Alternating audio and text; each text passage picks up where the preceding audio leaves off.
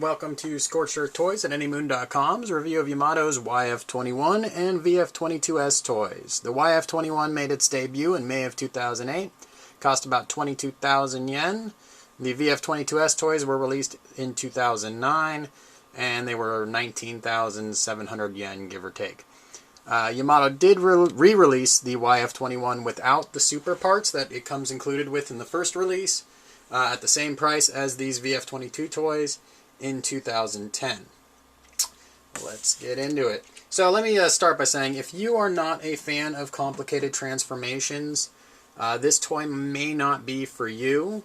A very common complaint is that the transformation process on these toys is very difficult, especially getting back from Batroid mode back to fighter mode. So the reason for that is that this toy has an amazingly slender profile. Yamato did a very good job emulating the line art in fighter mode. It has a very long nose, and they've actually included some mechanisms here that shorten the nose as it goes to Batroid mode, which was very well done.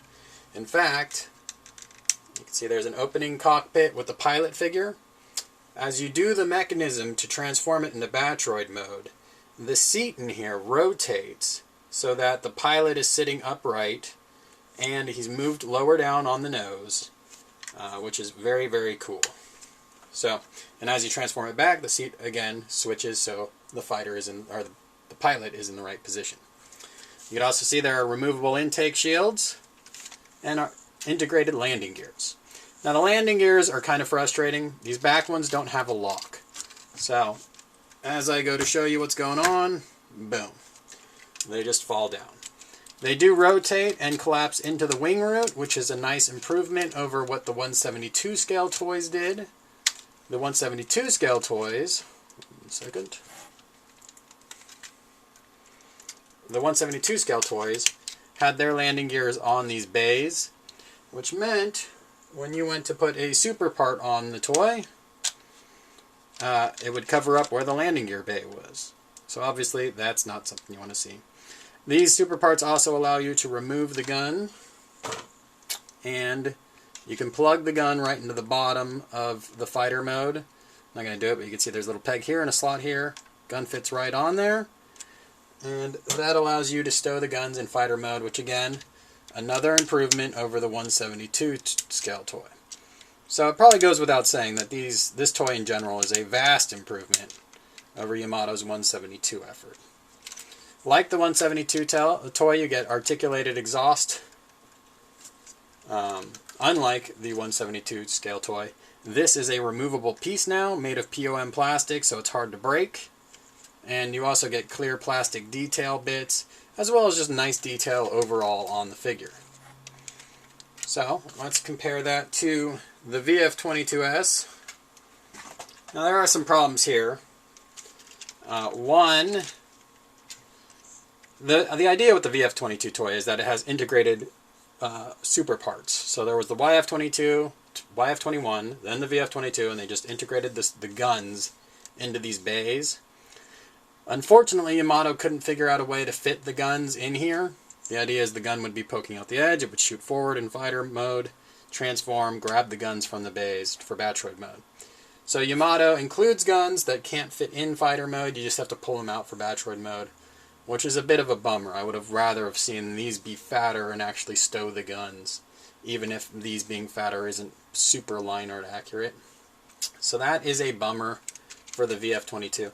The VF-22 has other bummers. We'll get into that more in Batroid mode, but it involves this crazy looking canopy and the inability to have a heat shield for it. So that's fighter mode in a nutshell. Let's go ahead and check out Gearwalk and move on to Batroid. Alright, here we have Gearwalk mode and some bonuses. First we have Miria. She is in delimiter mode, meaning I have removed the arms and legs and created a shell of a fighter mode.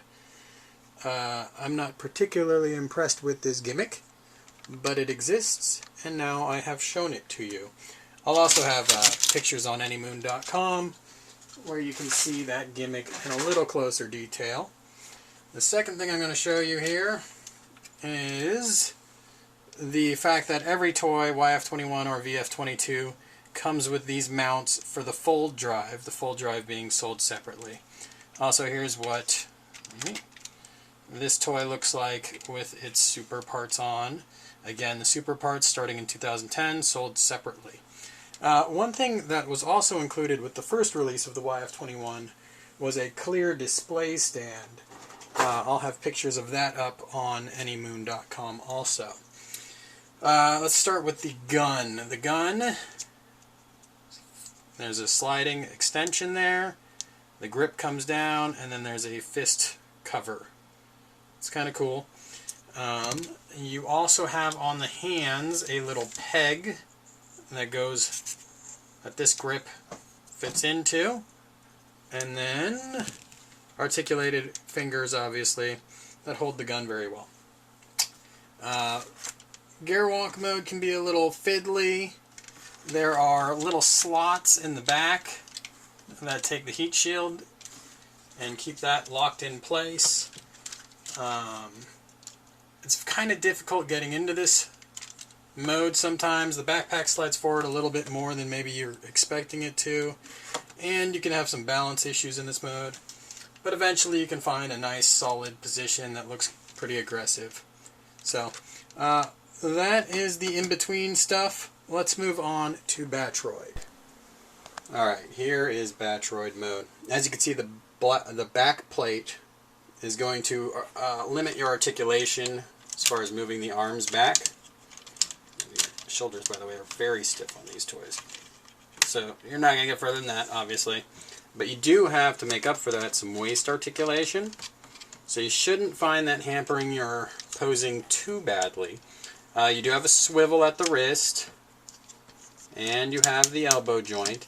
The elbow joint you can cheat on. You can extend the forearm out a little bit, another transformation mechanism that allows you to then get a little bit more of a range of motion. So right here you can see I got pretty much 90-degree elbow movement.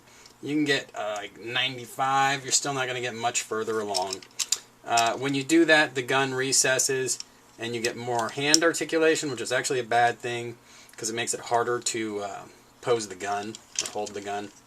Obviously, there's a transformation mechanism at the top of the shoulder that you can use for posing as well. You have these bay doors, which will get in your way and frustrate you, but they can also be used to support the weight of the toy in some dynamic poses. You have these little clips on the knees. These clips are very annoying in that they will pop off when you're trying dynamic posing. In fact, it seems that some might have popped off at the factory because it's a not uncommon complaint that people received their VF-22 or YF-21 toy without one of these knee guards. The knee also has, let's go over the knee's range of motion here. So you have your hip with the ball joint, and you have that much of a range of motion on the knee, right? So I'm at a 90-degree hip, 90-degree knee. You can go back the other way. Nice clicky sounds, obviously, very stiff knee. Let's see here. There's also inside this knee the ability for the leg to shimmy out a little bit for your gearwalk mode. There we go. So you can use that to help cheat yourself through on gearwalk mode.